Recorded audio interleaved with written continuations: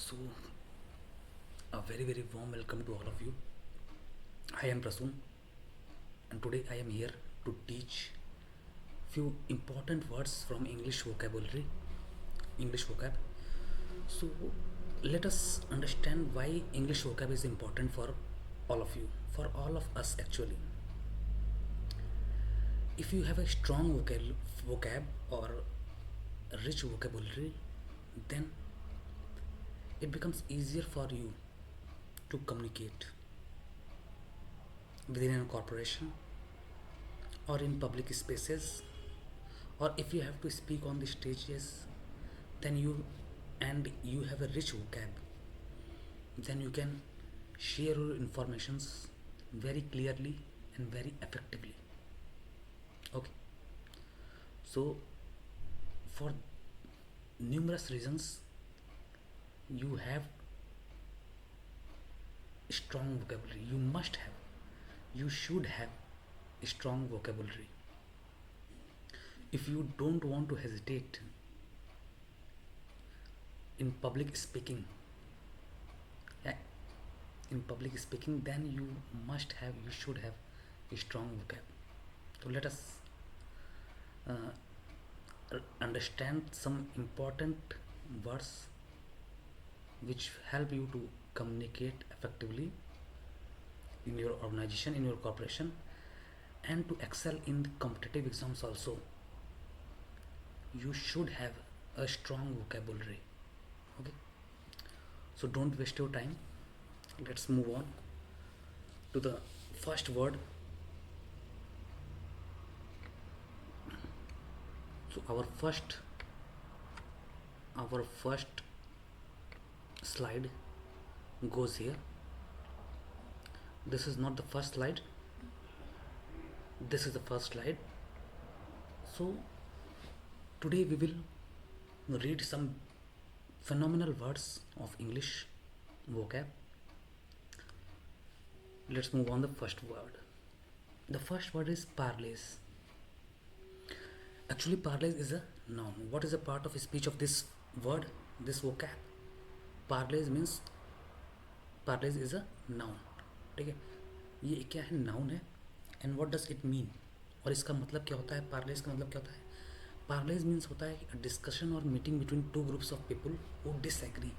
मतलब दो ऐसे लोग जो आपस में असहमत हैं, उनके बीच का डिस्कशन या meeting in order to find a solution of that problem.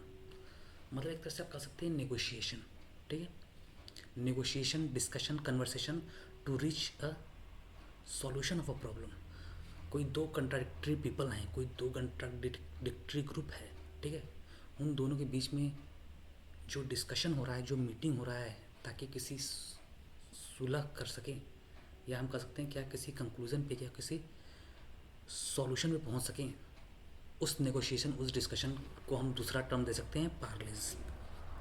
तो देखिए, मैंने यहाँ पे सिनोनिम्स भी लिखे हैं, बेहतरीन. पार्लेज का सिनोनिम्स होता है नेगोशिएशन, डिस्कशन, मीटिंग. ठीक है, कन्वर्सेशन.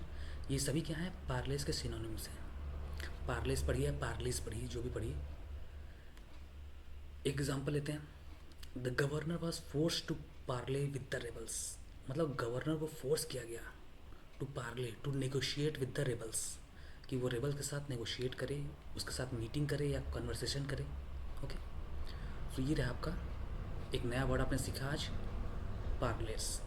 तो जब भी आपको अब नेगोशिएशन, डिस्कशन या कन्वर्सेशन की जगह पे कोई और वर्ड यूज़ करना हो, ताकि आपको इन्फ्लुएंस कर पाएँ लोगों को, तो आप वहाँ पे यूज़ कर सकते हैं पार्लेस. Okay, so next slide. The next word is headwind. Headwind is also a noun. Its part of speech is the noun. And what does it mean? Headwind actually is the reverse direction of a wind. So reverse direction of wind means difficult situation.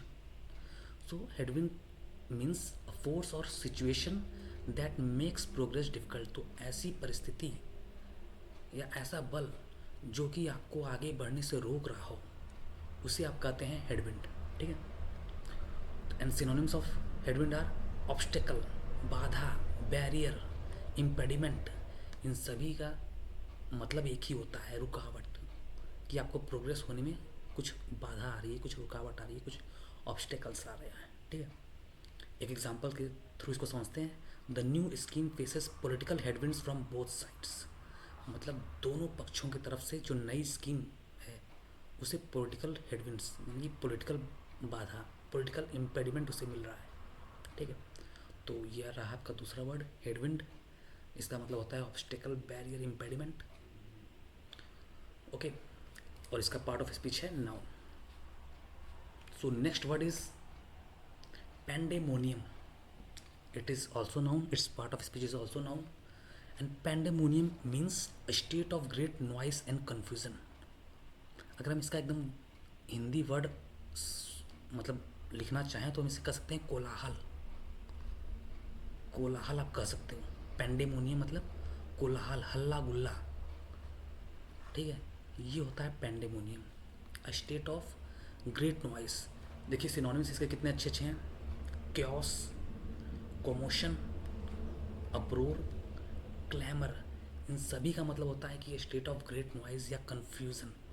ठीक है, example देखते हैं।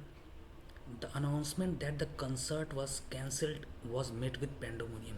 मतलब कि ये ऐसा announcement कि concert cancel हो चुका है, तो जब ये अनाउंसमेंट हुआ तो क्या हो गया, वॉज मेट, ये अनाउंसमेंट जो है वॉज मेट विद पेंडेमोनियम।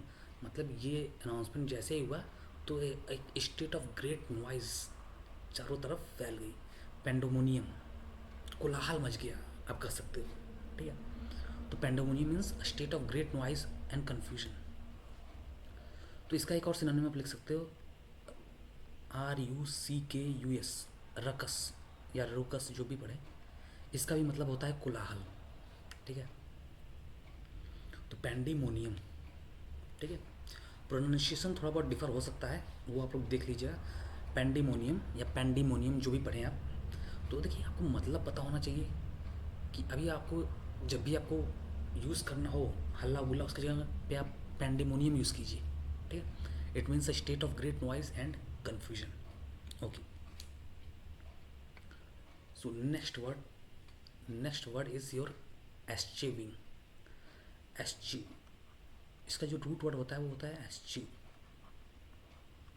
और ये ING लग गया तो ये वर्ब हो गया। एस्चीविंग, इसका मतलब होता है डेलिबरेटली अवॉइड समथिंग। आप किसी को जानबूझ के अवॉइड कर रहे हो, उससे दूर भाग रहे हो, उसे रिनाउंस कर रहे हो, उसे रिजेक्ट कर रहे हो। देखिए इसके सिनोनिम्स कितने प्यारे प्यारे सिनोनिम्स हैं। उसे रिनाउंस करना, उससे रिफ्रेन फ्रॉम मतलब उसे अवॉइड करना। रिफ्रेन फ्रॉम मतलब ये होता है उससे दूर हटना या उससे दूर भागना, अवॉइड करना। उसे रिजेक्ट कर रहे हो, उसे त्याग रहे हो। ठीक है, रिलिंक्विश करना, ये सभी इसके क्लोज मीनिंग में आते हैं। देखिए सिनोनिम्स क्या होता है ना, सिनोनिम्स मतलब जो भी वर्ड उसके क्लोज मीनिंग में आ रहा हो वो सभी उसके सिनोनिम्स हो जाते हैं। तो एब्ज्योर मतलब भी होता है त्यागना, एबनिगेट मतलब भी होता है त्यागना। ठीक है, ये सब होता है इसका सिनोनिम्स, एस्चीव करना। तो एक एग्जांपल देखिए, मैंने सभी जो वो वर्ड ले आया हूँ सभी का एक एग्जांपल आपके सामने रख दिया है ताकि आपको जब सेंटेंस पढ़िए तो आपको समझ में आएगा। ठीक है, तो देखिए क्या है, we won't have discussion with this group unless they eschew violence. मतलब ऐसा कर रहे हैं कि हम लोग उस ग्रुप से डिस्कशन तब तक नहीं करेंगे जब तक कि वो वायलेंस को त्यागेंगे नहीं, वायलेंस को छोड़ेंगे नहीं। यानी कि ग्रुप जब वायलेंस छोड़ देगा तभी उससे बातचीत होगी। ओके, सो नेक्स्ट वर्ड आइए अब देखते हैं। नेक्स्ट वर्ड जो है वो आपका है परफंक्ट्री। परफंक्ट्री, इसका पार्ट ऑफ स्पीच जो है वो एडजेक्टिव है। ये क्या है, एक एडजेक्टिव मतलब क्या होता है, विशेषण। ठीक है, हिंदी कहते हैं तो परफंक्ट्री मतलब होता है डन विदाउट केयर और इंटरेस्ट।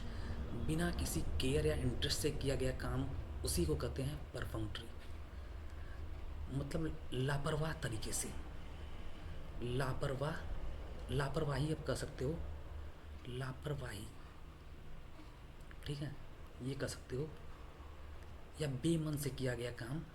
आप इसका दूसरा मतलब कह सकते हो बेमन से किया गया काम, बेमन से किया गया काम, परफंक्ट्री, किया गया कार्य। ठीक है। उसका मतलब होता है परफेक्टरी, यानी डन विदाउट केयर और इंटरेस्ट, मतलब बिना इंटरेस्ट के आप वो काम कर रहे हो, बिना किसी केयर के आप वो उस काम कर रहे हो, तो उसे आप कह सकते हो परफेक्टरी। इसका सिनोनिम्स देख लीजिए, केयरलेस, बिना केयर के केयरलेस, अनइंटरेस्टेड मतलब बिना इंटरेस्ट के, कोई चीज़ बिना इंटरेस्ट कर रहे हो मतलब आप कैजुअली कर दे रहे हो, ठीक, कैजुअली। हाफ हार्टेड, जब आपका इंटरेस्ट रहता है तो आप फुल हार्टेड जाते हो, जब आपका इंटरेस्ट नहीं रहता, विदाउट इंटरेस्ट होते हो, तो वो हाफ हार्टेड कहलाता है। नॉन चैलेंट मतलब एकदम निरुत्साह, कोई उत्साह ही नहीं है, नॉन चैलेंट का मतलब ये होता है, ठीक है। तो आइए एग्जांपल देखते हैं। The audience gave perfunctory applause to the tasteless performance, ठीक है। तो ऑडियंस ने क्या किया, एक परफंक्ट्री अपलॉज, परफंक्ट्री मतलब बेमन से, अपलॉज मतलब तारीफ की, टू द टेस्टलेस परफॉर्मेंस, ऐसी परफॉर्मेंस जिसमें कोई स्वाद नहीं था, कोई मतलब बढ़िया परफॉर्मेंस नहीं, एकदम बेहद भद्दा परफॉर्मेंस को ऑडियंस ने बेमन से सराहा, ये कह सकते हो आप लोग, ठीक है। तो ये है परफंक्ट्री मतलब, परफंक्ट्री मतलब कि कोई भी चीज़ जो बिना केयर बिना इंटरेस्ट के की जाए उसे परफंक्ट्री कह सकते हो, ठीक है। नॉन चैलेंट, इसका आप एक वर्ड ये भी हो सकता है, क्लोज मीनिंग चल जाएगा, इंसिपिड, इंसिपिड इसका भी मतलब होता है एकदम नीरस, बिना रस के, ठीक है। तो यहाँ से भी आपका एक ये निकलता है। अब एक वर्ड और है इसके बाद, वेटिंग। देखिए वेटिंग का जो पार्ट ऑफ स्पीच होता है वो होता है नाउन। वेटिंग का मतलब देखिए मैंने मतलब लिखा हुआ है यहाँ पे, to do careful and secret checks before deciding if somebody or something can be accepted or not. मतलब कि वेटिंग का मतलब होता है केयरफुल एग्जामिनेशन, मतलब ध्यान से देखा जा रहा है, केयरफुल एग्जामाइन किया जा रहा है, आप एकदम जांच परख रहे हो, एकदम हिंदी बोले तो इसका मतलब बारीकी से जांच करना, ठीक है। केयरफुल एग्जामाइन मतलब बारीकी से जांच करना, वेटिंग मतलब होता है बारीकी से जांच करना, बारीकी से जांच करना, ये होता है वेटिंग का मतलब। तो to do careful and secret checks before deciding if somebody something can be accepted or not. इसके सिनोनिम्स देख लीजिए, एसेस, एसेस मतलब वही जांच करना, परखना, एग्जामाइन मतलब भी वही होता है, स्क्रूटनाइज मतलब भी जांच परख होता है, इन्वेस्टिगेट, रिव्यू, ये सभी क्या है वेटिंग के सिनोनिम्स हैं। एग्जाम्पल देख लीजिए, everyone who is interviewed for the position has to go through vetting, मतलब जितने भी लोग, सभी लोग जिनका इंटरव्यू होने वाला है उस पोजीशन के लिए, सभी को वेटिंग मतलब सभी को जांच से होके गुजरना पड़ेगा, एक स्क्रूटनी से होके गुजरना पड़ेगा, ठीक। तो ये रहा, इसके बाद कोई स्लाइड है नहीं, ठीक है। तो ये हमने 6 वर्ड्स पढ़े। कौन कौन से वर्ड्स पढ़े, पहला वर्ड हमने पार्ले पढ़ा, मतलब कि पार्ले क्या होता है, एक डिस्कशन होती है, एक मीटिंग होती है, एक कन्वर्सेशन होता है, एक टॉक होता है, दो लोगों के बीच में जो क्या हों आपस में डिसएग्री करते हों, उन लोगों के बीच की बातचीत, उसी को पार्लेज बोला जाता है, ठीक है। ये एक नाउन है। इसके बाद दूसरा वर्ड हमने पढ़ा था हेडविंड, हेडविंड मतलब बाधा, ऑब्स्टिकल, बैरियर, इम्पेडिमेंट, ऐसा फोर्स है सिचुएशन जहाँ पे आपका प्रोग्रेस नहीं हो रहा हो, ठीक है, जहाँ पे प्रोग्रेस होना डिफ़िकल्ट हो जा रहा हो, ठीक है, वो होता है हेडविंड। फिर आपका है पेंडेमोनियम, पेंडेमोनियम मतलब बताया कोलाहल, ठीक है, a state of great noise, confusion, chaos, commotion, uproar, clamour, ruckus, ये सब इसके सिनोनिम्स हो जाएंगे। फिर है एस्चीव करना, त्यागना, ठीक है, अवॉइड करना, जानबूझ के अवॉइड करना, ठीक है, रिजेक्ट करना, एब्ज्योर करना, एबनिकेट, ये सब इसके सिनोनिम्स हो जाएंगे। इसका एस्चीव का मतलब होता है त्यागना, इसको आप लिख सकते हो त्यागना,